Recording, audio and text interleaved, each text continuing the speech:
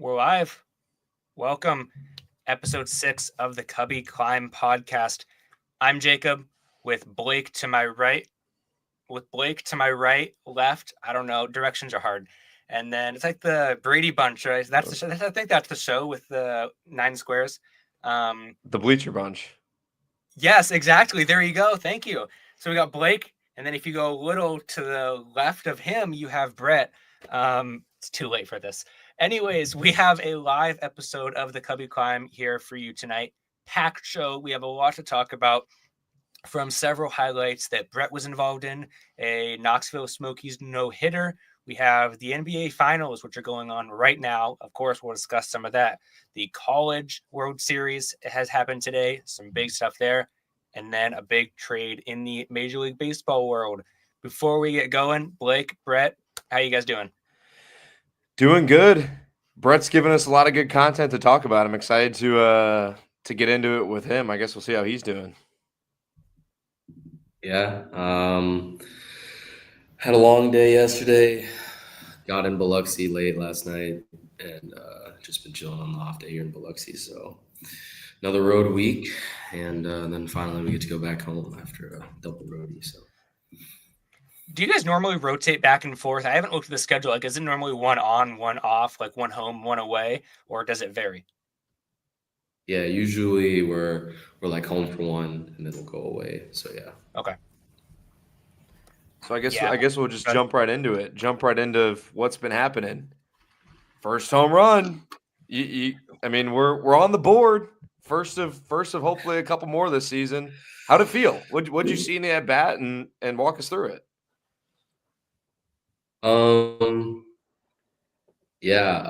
So first at bat, I got 3 fastballs. He was like 3 to 5. He's a good pitcher. Lucas Braun's really good.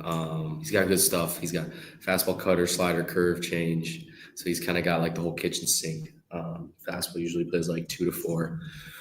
But he went 3 fastballs first at bat, and I was able to get my barrel there, hit it down the line for a double. So in my mind, and all of his fastballs were away. So my next at bat was the one I hit the homer on. I'm pretty sure he went slider or curveball down and in, and I took it. And I was going to take first pitch. Like going into the at bat, I was like, I'm taking first pitch. Probably going to be something out of the zone to make me chase.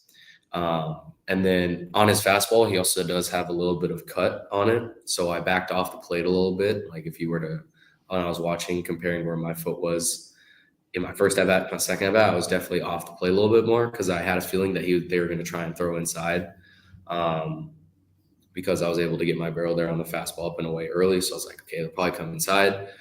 Got ahead, and then I just set my sights middle. So if I'm off the plate a little bit, my middle will be middle in a little bit more. Mm-hmm. And he threw one middle in right on the line, and we were able to turn and burn it. So didn't think. I mean, I hit it hard. I didn't think it was going to go out. That's how it was my first home run too. Last year, like I didn't think it was going to go out. Ball kept flying. The right fielder made a really good attempt on it. I think it was in his glove. Like I think the ball actually went in his glove, and then he hit the wall and it flung down. So I don't know exactly. Maybe it didn't, but he reacted as if like he felt like he caught it. So well, I was about to say, yeah, Jacob, if you have the clip, I guess I jumped the gun. Let's play the clip and watch it back because I want to talk a little bit about not the fallout, but the call in general. Yes. The 1-0. Bateman drives one to deep right field. Kilpatrick's back near the wall, leaps, and he made the catch. Or did he? He did not.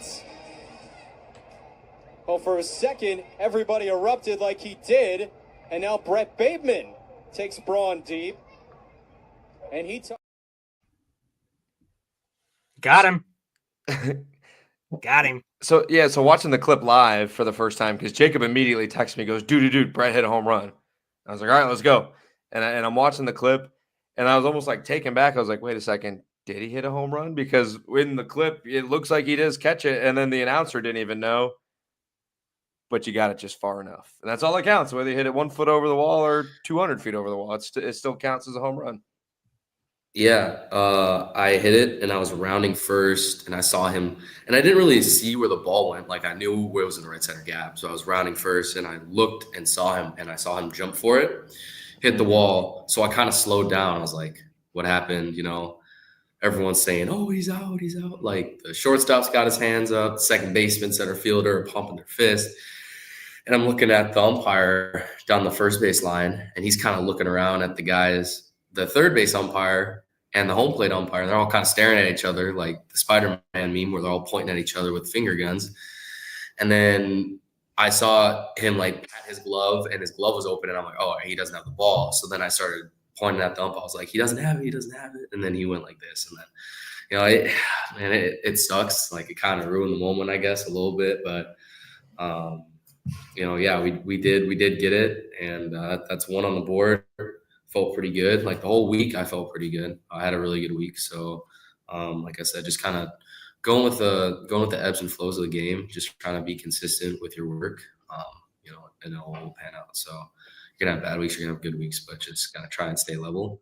Because the next day I think I went 0-4 with a walk. So that's just how the game is. So you just got it's just like that. So. Didn't we in episode 5? I don't remember, and I said I was going to listen back, and I forgot to check for the exact clip. But I want to say we called like whether it was he's going to hit a home run before the next episode or something about the slugging, because I remember asking about increasing the slugging, and I want to say we called a home run. Even if we didn't, I'm going to say we did because it sounds way cooler. Sounds familiar. I'm going to look back at that because that rung a bell. So yeah, we have the opportunity to look really smart, which I've given myself the opportunity to look really dumb in a lot of other ways. So if we can look smart in this one, that'll count. But it didn't stop at the offensive side of the ball for you because you made was it the minor league play of the week or was it like the Smokies play of the week? I wasn't sure how it like classified it. I'm pretty sure it was just like the Smokies play of the week. Okay, but regardless, we'll watch it now. We'll play the clip. Arizona. There's a line drive towards the gap, right center field, diving and making the catch is Bateman.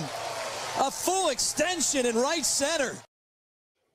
Well, he just stood there for a second, just like, yeah. Like, just kind of looked at the crowd. Little flex on him. Yeah. Yeah, I mean, that's the ground kind of hurts a little bit, guys. I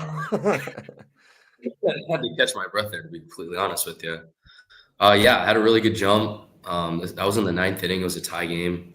Had a good jump, gave myself a chance, had to lay out for it. And like, it was literally, I kid you not, like if this pen's my glove, like I caught it on the last, like 4 inches of my glove. So I was pretty happy it stayed in. I think that's why I kind of spun and I like held on to it. And I kind of was like, okay, I actually have it. I just wanted to make sure I had it. So yeah, I mean, just like I said, just trying to be consistent, making good plays, being there for the guys, making sure that my pitchers know that, I'm out there and I'm going to throw my body on the line for them. Too easy.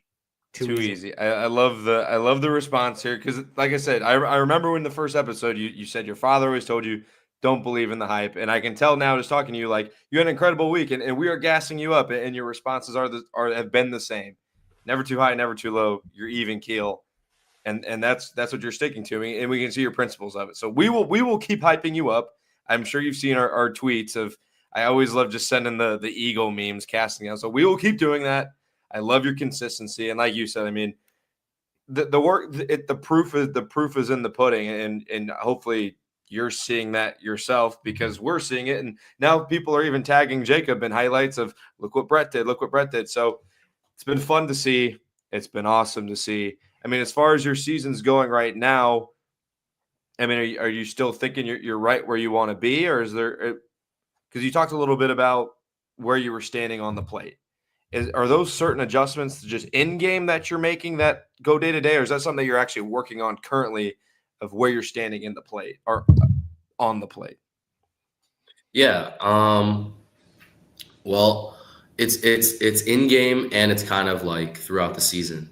You kind of get a feel of like what guys are going to start. Like they get a feel for what you can do and what you can't, like your weakness. So like for me, I would say like I have really good bat to ball skills. Like I'm rarely going to strike out. I'm rarely going to chase. So what they're going to do is they're going to be like, all right, we're going to make him hit the ball.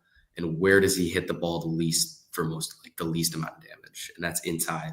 So realistically, right? So like if I get ahead in the count, like let's say they throw a good off-speed pitch, I'm probably going to get a fastball in or something more inside. So then they can either A, I'm not looking for it and I'm going to take it, or B, I'm not ready for it. And even if I am ready for it, there's probably still a good chance that I'm going to be late. So it's kind of moving that, like playing the game of chess. Like there's a lot more to it than just, oh, you're going to go up there. If he throws you the pitch that you want, you're going to hit it. There's a lot more to it. It's zone hunting. It's knowing where the ball has to start to hit. Like if you got a guy with a lot of tail or a really good changeup that tails away and you want to eliminate that pitch, you got to look for something in. But if you're going to look in, you got to be ready for it. Kind of stuff like that kind of all adds up, and that adds on through the season. Like I'm pretty sure tomorrow we're facing Keener. Tate Keener's a very good left-handed pitcher in the Brewers org. And I faced him last year when he was with the Wisconsin Tim Rattlers, and I was in South Bend. So I'm pretty familiar with his stuff. And he's got a really good slider, and he's got a good ball. So it's like, if I'm going to have to face him, I'm probably going to have to try and keep him a little close, because if I'm away, then I'm more susceptible to the slider. So it's kind of stuff like that add up, not only during the game, but during the season too, to be able to give yourself a better chance at being successful. Mm-hmm. Well, yeah, and I do want to say, like, the people that are tagging me, like they'll tag me in the post when Brett does something. I was paying attention to the game loosely, but I looked in one of the Cubs group chats I'm in, and all of a sudden I am tagged like 20 times. And I just see like, oh my gosh. And it's like, who hit a home run? Like, oh my gosh. And everyone's blowing up with screenshots of Brett Bateman's solo home run. And after that, right before that, it was the defense. And then the Knoxville Smokies have just been on a run in general lately. It's not just the whole Cubs farm system. I mean, Owen Casey is on an absolute tear. He's been fantastic. But the whole Cubs organization in general, I would say, things are going well from the majors to the minors. We got to talk about the no-hitter. The no-hitter, Jackson Wiggins, is quickly climbing the ranks. He's only been with you guys in Knoxville for 2 to 3 starts, but I mean, he's quickly climbing the ranks. Wouldn't be surprised if he sees Iowa rather soon. Probably give him a few more starts in Tennessee, but I mean, why keep him there with how well he's been doing? Eventually you want to, like, okay, you're dominating here. Here's another challenge in Iowa. He's climbing up. He's now regarded as one of the best prospects in the Cubs system, clearly with Horton and Shaw going out of there. We'll mention Shaw in just a few, but what do you see? Because, fielding behind Wiggins, who has nasty stuff, but had you ever been part of a no-hitter before? I actually was on the bench that game, guys. That was like my first game that I was sat for in probably 20 games. But I maybe have been a part of a no-hitter in high school. But I don't think, like in college and pro ball, definitely not. Like I think that was the first one. And the thing about Wiggins is I remember the first time. So he had Tommy John, like he was still recovering from Tommy John when he got drafted. So I was in South Bend when he joined us in South Bend.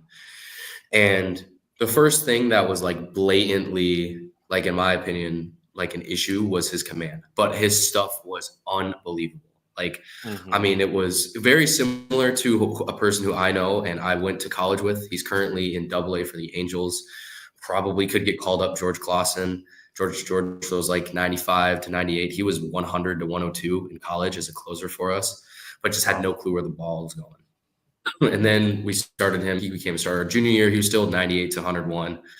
Again, still really iffy, washy, kind of with his like command. But his stuff was there. And I saw that in Wiggins. And then he was there for the whole year, for the rest of the year last year in South Bend. And then as soon as he came to AA, I mean, it was just lights out. Like he has a slider. He's been working on a changeup, and the changeup is really good. And his command has just been unbelievable. And even I was telling one of the guys in the dugout, I was like, man, like Like, he could be telling these guys that he's throwing the fastball and he's still going to get it by him just because it's like 18, 19 vert at 98 miles per hour. Like, that is crazy. If you throw that at chest height, no one's getting, like, the only way they're going to touch that is if they are selling out to the fastball and they're starting their swing before he even releases it from his hand. Like, that's how good his fastball is. And then he has the slider. And like I said, he's been working on that changeup. And now he has a curveball. I didn't even know he had a curveball. All of a sudden, he's throwing out an 82, 83 mile per hour banger. And these guys are out in front of their front foot, just absolutely waving at it. I think he had 2 strikeouts on it, if I can remember. So he's elevating his game. And not only that, he's become more consistent and he's increased his command. So, like, the hype is absolutely deserved.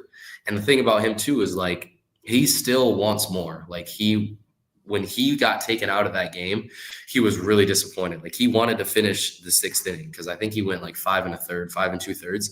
He wanted to finish that inning. And even though it was a 7-inning game, he wanted it. And that tells you everything you need to know. I think he was at like 85, 80 pitches, but the hype should be there because he has taken tremendous strides since when I saw him last year. And I'm really proud of him because he works really hard for it. Because I remember when I was looking at the box scores that you weren't there for one of the games. I couldn't remember which one it was. So you had a different perspective then, because like you mentioned, after you got back from the injury, you've been playing pretty much every day. You've been the workhorse. Like, you're out there nonstop. How's the different perspective of being on the bench?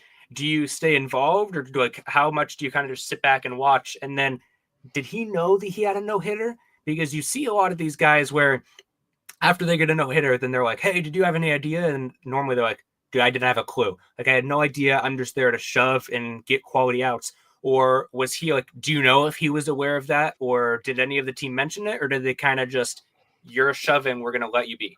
Oh, you don't say it. You don't say it. When I figured not. Everyone in the dugout knew. Like, people were smiling and stuff, like, you know, geeking a little bit, but no one said it. So that's kudos to us. Grant Kipp literally the next day had a no-hitter through 6 innings. Yeah. So they had 13 innings of no-hit baseball throwing between Kipp, Wiggins, Puckett, and Sam Armstrong. So, I mean, yeah, like on Sunday when Kipp had the no-hitter going, like, it was constantly in the back of my mind because not only did we had already thrown a no-hitter the other day, which was 7 innings, and a lot of people are like, 7 innings doesn't count. I mean, it's still no hit. Like, it doesn't matter, guys. Like, this is minor league baseball. It's still really impressive regardless. And then we do it the next day, and we're scoring a crap ton of runs. I think we had 14, 15 hits that game too, and we scored 9 runs. Aliendo hit a grand slam. Hearn hit a 2-run home run. Like, that's the stuff that we need to add on. But what you were saying, I don't think Wiggins knew. I think he was morally just focused, locked in. I mean, it was hot as hell too that game. So he would come in the dugout, he'd sit down, get a cold towel, and just kind of like sit on the bench, and then just go out there and just absolutely show. So yeah, I mean, I think guys know. From a pitcher standpoint, I don't know. Like, I mean, I was a pitcher in college, but I wasn't a starter, so I don't really know what it's like kind of what you're going through. I think that'd be one of the last things. What a lot of times they do is, like, the catcher will come in. I think Opitz was catching that game, so Opitz would go over to Wiggins and be like, yo, we've got these guys up next. Here's what we're going to throw to them. Here's what I want to start them with, kind of stuff like that. So, I mean, that's also kind of the stuff. There's a little bit of a process in between each inning that they talk about, or with Berm, our pitching coach as well. So, no, I don't think so. I think he was just locked in. I think he wanted to go all 7. So I think that's what more that he was locked in. Well, during that second game, you mentioned that you were in the field for the brief no-hitter through 6, correct? I believe you were. Okay. So how much does that affect you? Because obviously, no matter what, you're going to want to make a good play. But as a fielder, you mentioned that you had noticed, is it like, man, I really got to make a play? Like, do you feel extra pressure knowing that their pitcher has a no-hitter? Do you focus on that? Or do you try to block that out like the pitcher and just, no matter what, I'm going to make the same hustle per se, whether they have 10 hits or 0? I mean, that's a good question. I mean, I honestly would say, like, there is a little bit of added pressure. Like, I peek at the scoreboard and they have 0 hits, like sure, like especially like once we get past the 5th inning, there's a little bit of pressure in that, but I wouldn't say like it definitely changes. Like I would say my approach pre-pitch is the same for every pitch. Maybe there is a little bit more of like I want to be like even more extra cautious. Like I want to make a play for this guy.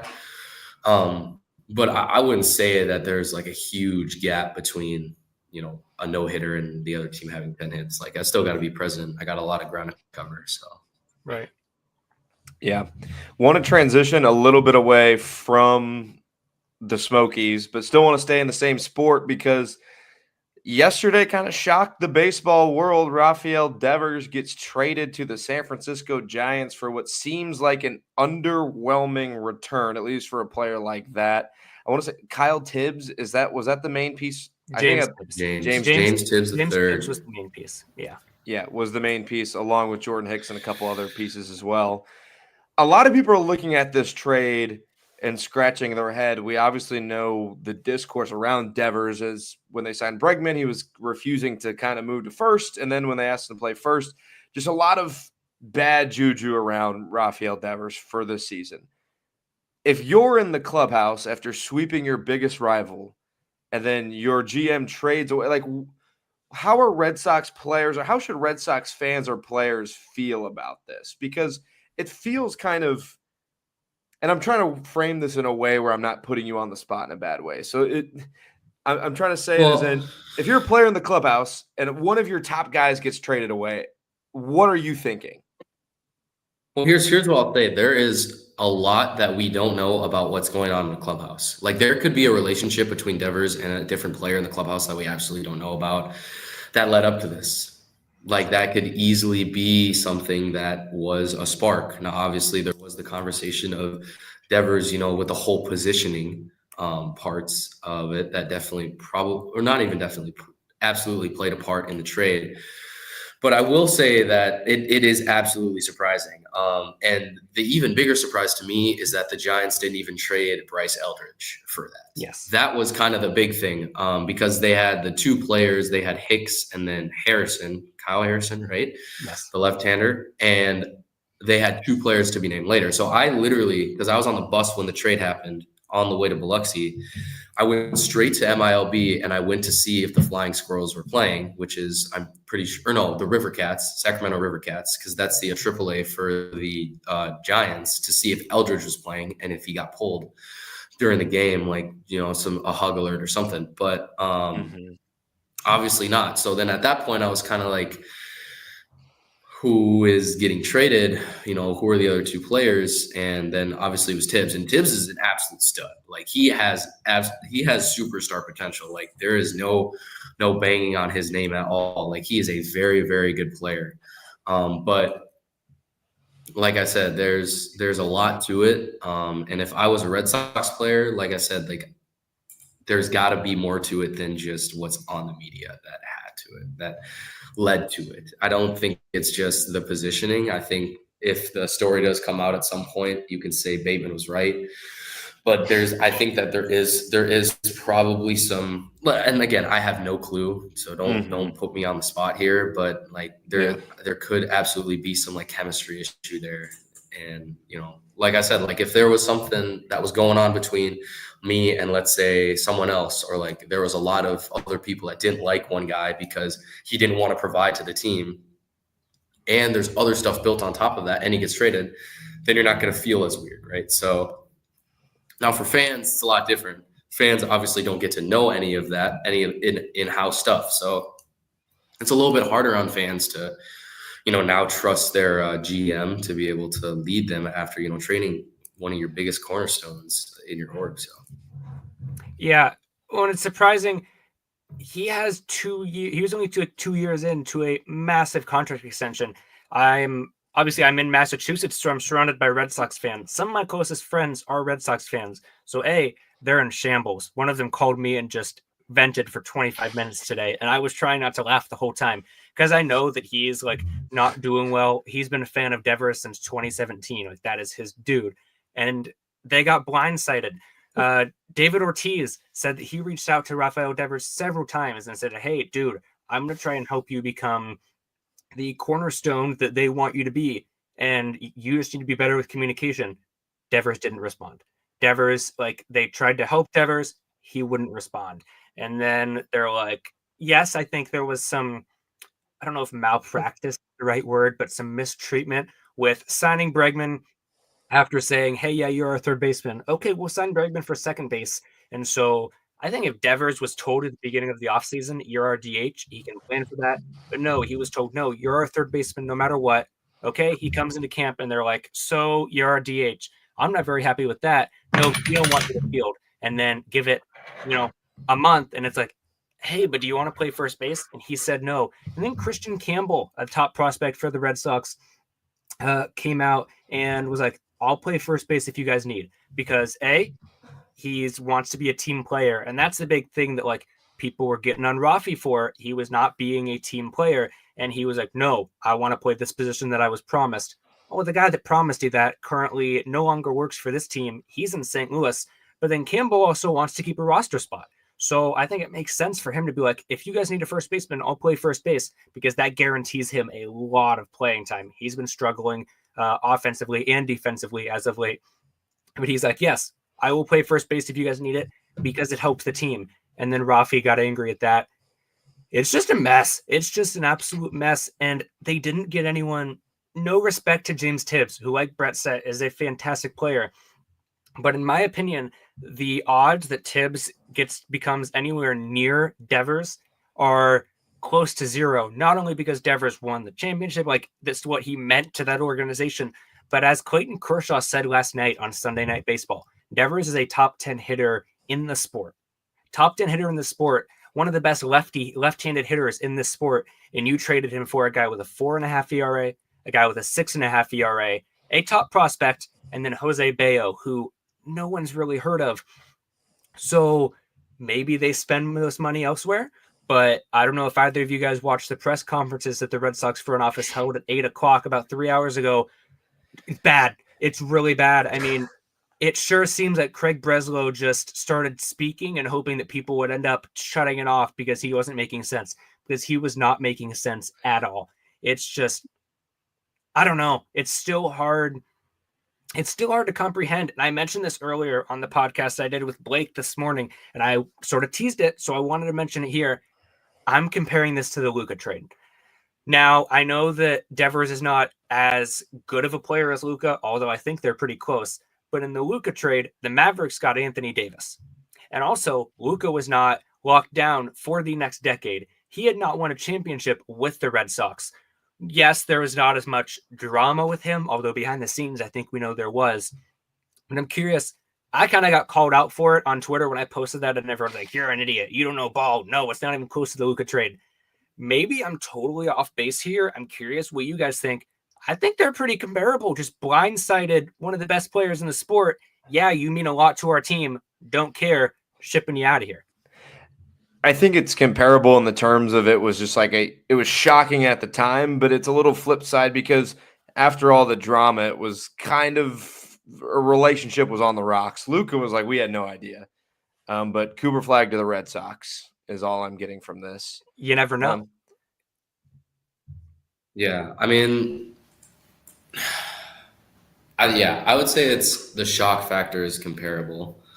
I think we there was a few, the Red Sox are moving up a lot of their prospects pretty quick. Like Mayers he has his shot, and they moved up Roman Anthony too. Like there's a little bit of kind of that youth movement going on. So like seeing it happen now is like, okay, like they're really hitting the refresh button. They believe in their young core, like 3 core guys in Christian Campbell, Roman Anthony, and Marcelo Mayer to, kind of all come together and, make a run in the near future. So there's a little bit of that to it that you don't really have in the NBA, but like the shock factor for sure is absolutely there. When it comes to trade value, I mean, I don't know,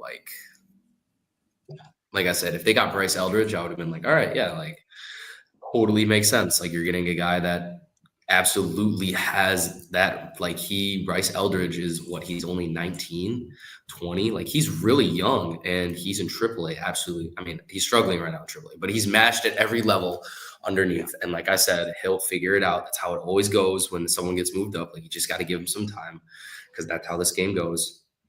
And but yeah, like if Eldridge was been out, I would have been like, all right, yeah, like I absolutely see that. Like Red Sox are trying to make a youth movement. You get Bryce Eldridge, you pull him up, and there's your first baseman. Like super simple. But they didn't. So now it's kind of a big question mark. And like now, what's the next move for the Red Sox? Because like I said, like they just got Tibbs. Tibbs is really good, but I think he was only at high A, so he has a lot longer of a trek than what Bryce Eldridge would have to get to the majors. They're sending him to Double A. So I don't know. I'll have to look at the schedule. I don't know if you'll face him, Brett, but I know they are promoting him to Double A. And then I think it's Kyle Harrison, they immediately sent down to Triple A. So you have kind of an influx of like the Craig Breslow, who used to be with the Cubs, one of their head of pitching, development. He said, we don't want these young guys who Marcelo, I was there at the game that he hit 2 home runs. Like he's really good. And he can also play really good defense. He's been moved around. Roman Anthony, he hit his first home run tonight. He's really good. So they have these youth guys, and he hit it off Logan Gilbert, which kind of hurt me a little bit, but really impressive nonetheless. Breslow said, we don't want to put too much pressure on these young guys. We don't want them to be the emergency, we're losing, let's call up these top prospects, which I get, but also then you just let Anthony rot. That's kind of a weird thing to say that's kind of a weird thing to say to your top prospects, like emergency. Like I wouldn't want that. I would want my guy to say like, not an emergency, like these are our next guys. Like these are the guys that we want to step up. That's why they're getting the opportunity. Not like we need wins. We need to call these guys up now so they can try and fill those spots. Like that's not what you want to hear as a top prospect. Yeah. And he didn't say that exactly. He was like, we don't want it to be a emergency call up. So they left Anthony down, but you don't want them to be the savior of your organization. And then you trade your best player. Yeah. Well, I think a lot of this stuff has to do because, like, picture in the Cubs shoes. I mean, we've seen some of our favorite players get traded away, and it was all at once. But we got some in return from, like, PCA came in that return. Kevin Alcantara, even though he's still in AAA, he's part of that return. The Red Sox traded away Mookie Betts for what ended up being nothing at this point, and then went on to be still one of the best players in Major League Baseball and win a couple World Series with the Dodgers. And now you're trying to sell your fan base, hey, we're going to trade another one of our best players and we're going to get better from it. Kind of a tough sell. Like if Jed Hoyer was doing that to the Cubs organization, we'd be up in arms. So and I know the Mookie Betts trade wasn't Craig Breslow. I guess that would have been Shane Bloom. But still, it's the same organization. If this is an organizational thing that just keeps happening, it's like, hey, we're either gonna pay this guy for the contract that we offered him, and then we're gonna trade him. Like, it doesn't make sense to me, and it's from that standpoint because you just sweep your rival, and you're back in a playoff spot, and now Devers hit a home run. Devers hit a home run in that game, and you're playing some of the best baseball of the season for your team in a market like Boston that obviously loves their sports teams. And now they kind of shoot them in the foot. So it'll be interesting to see what happens with the Red Sox this season because if they miss the playoffs and if it has to do with some of their offensive struggles, and if some of these younger guys struggle and can't get them to where they think they can get to, gonna not look good for Craig Breslow, especially because you just made a huge trade to go get Garrett Crochet and signing Walker Buehler and signing Aroldis Chapman and kind of saying like, yeah, like we are attempting to compete. I picked the Red Sox to make the World Series in our preseason predictions. Like there was expectations there, and there still are, according to Craig Breslow. I guess we'll just have to see how it plays out. Derek Geyer, fellow WRMN radio guy here in the chat, says you were just mentioned on Marquee Network for that awesome play, Brett. So sick. So out on the TV, we'll have to see if we can find a clip of that somewhere. If anyone watching has the clip, that's pretty cool. He also said, was Devers a clubhouse cancer? And I think that's where you wonder if there were things going on in the clubhouse. Garrett Crochet was asked about it, and he was like, you got to do what you got to do. Some of these comments from the players, well, I don't want to read into them too much. It sounds like it's sort of, yeah, he was good, but he was bit of a, I don't know if diva is the right word, but it seems like it was a lot. And I have to imagine having that presence in the clubhouse, well, he's really good, probably isn't always enlightening. But then on the other hand, we're being told different things. And this is, the media in the 21st century. Some people say, no, they loved Devers, they were best friends. And then others are like, yeah, no, they hated the guy and there was a bunch of drama. And then Chris Cotillo yesterday said that Bregman, after the sweep, Bregman was, everyone's partying, singing and dancing and excited. They just swept the Yankees, and he's over with Marcelo and Roman, and they're looking at swings. And he's like, hey, guys, this is what you need to do better. And so Devers clearly wasn't that leadership role. Now you do clear up $30-something million. So I'm not totally against the trade. I'm more against the way the Red Sox handled it in the return they got, because it seems like they only reached out to a few teams, which is another comparison to the Luka trade. They didn't fully shop them. And why are you not, if you really want to trade Devers? I get it. It hurts, but I get it. Get a good return for him. Like Brett said, get an Eldridge. Tibbs is really good, but you could have probably gotten Tibbs and more. Like, you could have gotten a really good return for one of the best players in baseball and cleared up that salary to get somebody this deadline. It just feels like a half-hearted effort, whether it was because someone's ego got in the way or there was just a big fight behind the scenes that we don't know about. The proper channels were not used to get the best value out of one of the best players to ever play in Boston. And the Giants got a good hitter. Giants are They good did. Team and just got a lot Buster better. Posey. Buster Posey, he's going after it. And so I saw that he said he was almost, if not as nervous when he was finishing that trade as he was before the games. Like, he's going to be aggressive. He was really aggressive getting Willy Adames, who struggled, but it was like, whoa, the Giants are spending money. And now they're right up there with the Dodgers. And they just got Devers. So there's somebody to keep an eye on. I mean, Logan Webb is Cy Young contender right now. Now Skeens will win as long as he doesn't fall off a cliff, but literally or figuratively. But Logan Webb has been fantastic. They got a strong staff and some good prospects still coming up. So Giants are sneaky, because was that 21 or 22 that Kapler led the Devil Magic Giants that out of nowhere won like over 100 games. And then the next year they just went back to mediocrity. But we saw it last decade where they won 3 World Series.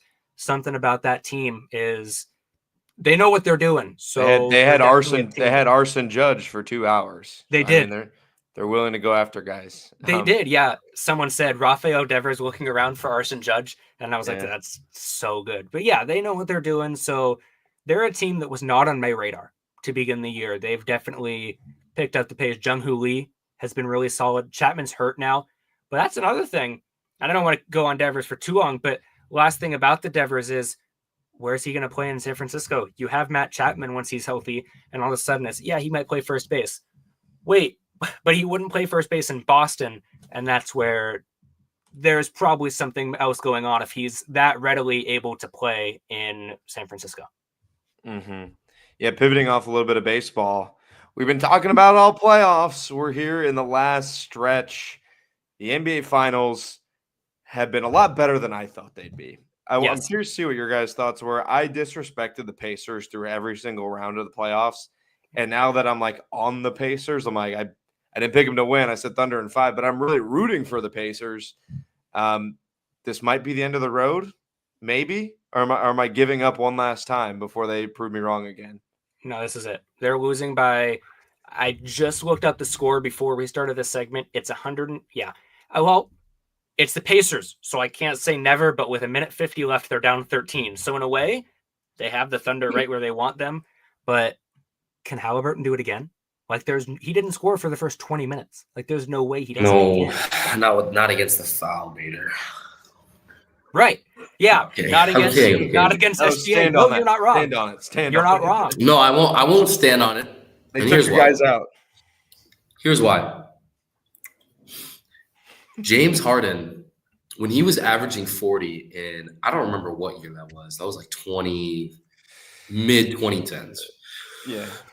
he was shooting like 15 free throws a game, like 10 to 15 free throws a game. And we were saying that he was one of the greatest scorers. And don't get me wrong, I mean, the dude shot like 45%, 40% from three that year. He was 50, 40, 90 easily.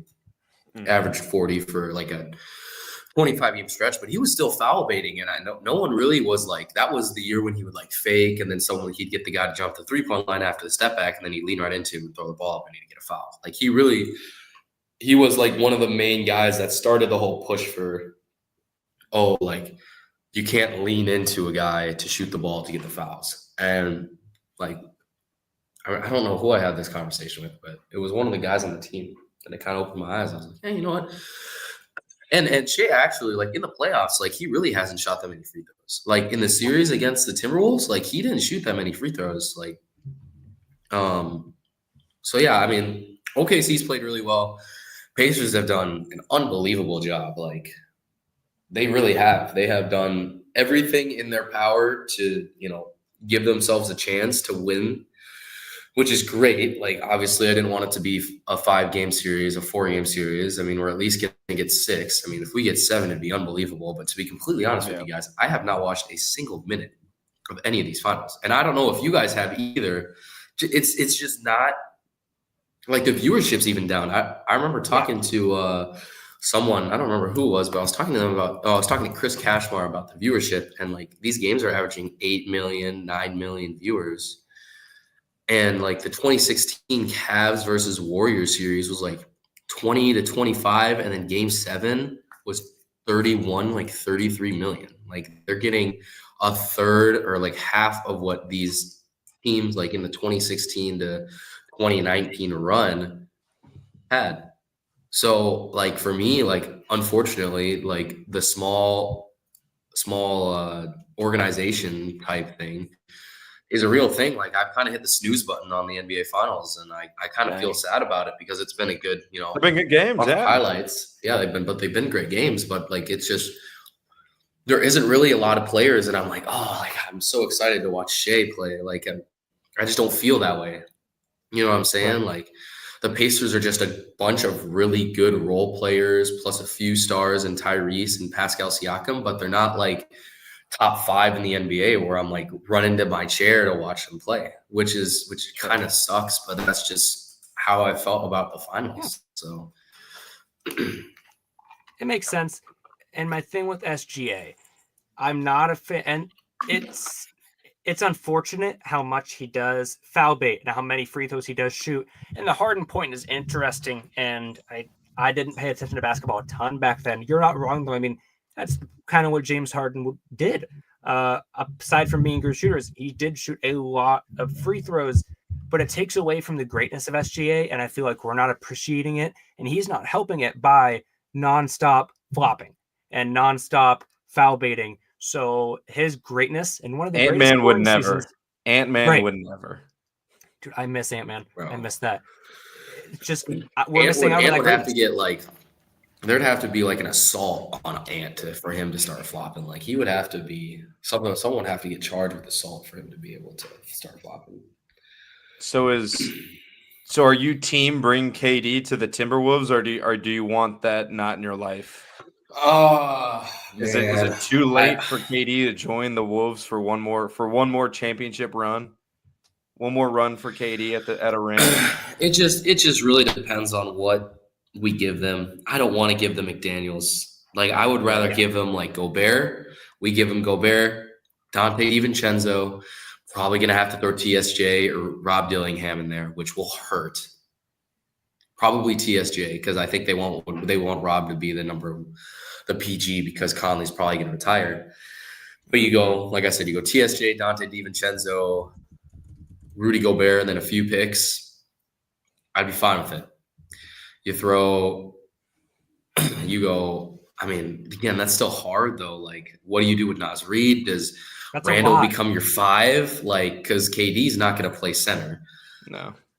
Does Randall come off the bench? Like, how does that work? Because then it's like you got Rob Dillingham, Anthony Edwards. I don't want to trade Jane McDaniels, Julius Randle, Naz Reid, and KD, but like you have 3 guys and none of them really fit the center profile.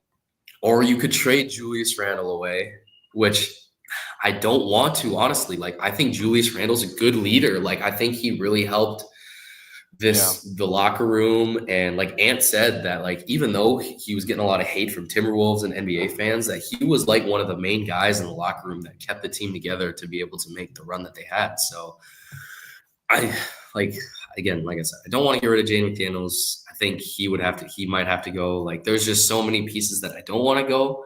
I would love to have him. I think I would love to have him. But like, if we get KD, like, we can't get rid of Jaden McDaniels because like we have no defense if we do that. Yeah. So we're just in a tough spot. Like, I'd rather see him go to, like, I don't know, like the Spurs or the Rockets, you know, just go over there and just have fun. Like, I don't know. I kind of like our team. I'm a Rockets fan, so I'm kind of. Do you guys want Jalen Green? Because I don't. So if you want Jalen Green, give us a bag of Lay's chips. Like, I don't care. But that's where I'm kind of on the worst contract in basketball. 42 mil. The Rockets are in a good spot, but I don't know if I want to get Kevin Durant, because there's two sides of me. And I was talking to a Knicks fan who was kind of debating the same thing. Now, he's not going to the Knicks because he wants to go to the Knicks, but the Knicks don't want him. On one hand, it's Kevin Durant, one of the greatest basketball players ever. On the other hand, he's 37. He doesn't have that much longer left in the league, because you can't figure he's not going to go that much longer. And is he that effective? Has he really, has he shown that you want him to build a championship? No, he has not.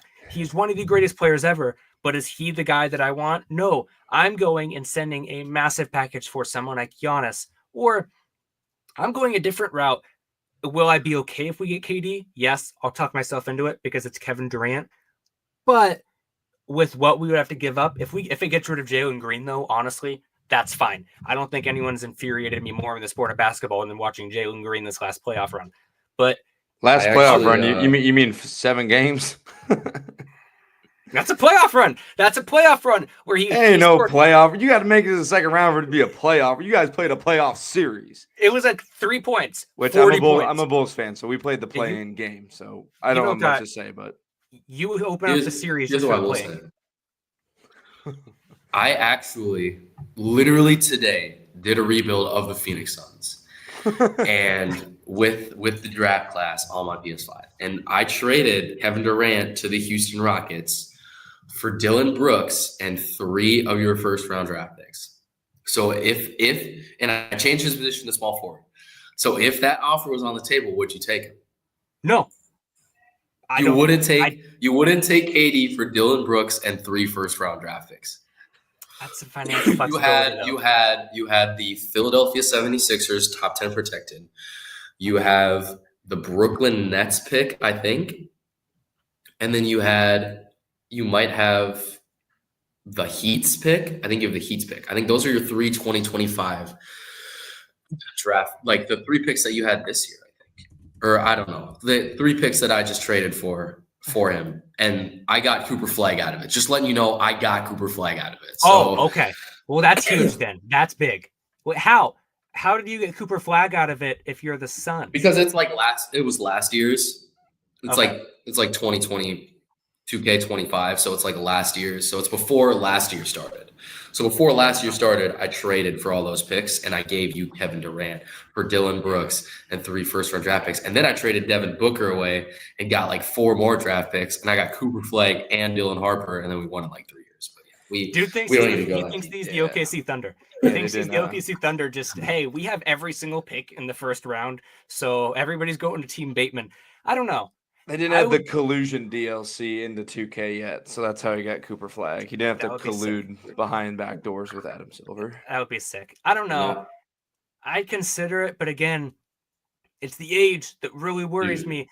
It's the age. I would considering that, you're actually crazy. You have one of the best defenders in the NBA, so you don't need to worry about a scoring wing. Jalen Green, sure. Like, it's not good. But you have Reed Shepherd as your point guard. You have Sengun as your center. And now you have KD. Oh, come on, man. That's like a no-brainer. 3 first-round draft picks and Dylan Brooks. Yeah, The and only then thing KD you're losing is a good defender. That's it. and then KD realizes You're getting a game better 2 score. that he's 80 years old and he tears his ACL. Oh, don't say that. Come on. Or game 50 of the season, everyone realizes, hey, we don't like this guy, and he ruins another team. He goes to teams and ruins them. I don't want him No, that's infecting the Bradley Beal contract, dude. That's the Bradley Beal contract. 53 mil. I saw they $53 want million. to get rid of him. I think it was a Centel post, so I don't want to say it. He has a no trade confidently clause, by the way. Does he? Mm-hmm. I saw something that Pretty said sure. like the Suns tried to like offered him to 29 teams and they said no, but I think that was probably Centel. But also, it wouldn't surprise me if it wasn't, because nobody wants that contract. Like nobody does. There's That's 2 where years left in it. do you 2 trade Booker years. too? If you're the Suns, do you just blow it up and do kind of what you did and just trade Booker Yes. and KD for just get as 100%. many picks as you can? Because you don't have anyone really. Your best like young talent is Oso Iguodaro and Ryan Dunn. That's it. And Ryan Dunn's an unbelievable defender, but he can't score. And Iguodaro's 23 as well. And I mean, he's not like, do you even know who that is? Like, he's good. He's a good player, but he's not like He's okay, but yeah, exactly. So yeah, I'd blow it up. But yeah. they're stuck. Anyways, that's enough basketball talk for the night, although that was fun. We will get going.